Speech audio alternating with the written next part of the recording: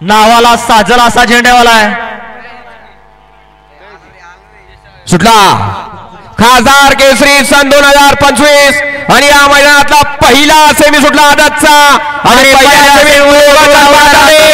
इकडा तिघात लढा चालू आहे, इकडा दोघात लढा चालू आहे.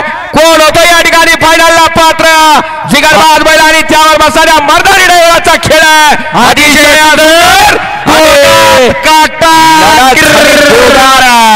शेवटच्या क्षणाला बाजी कुणी वारली. पलीकडे होता कॅप्टन आणि अलीकडे होता रुद्रा.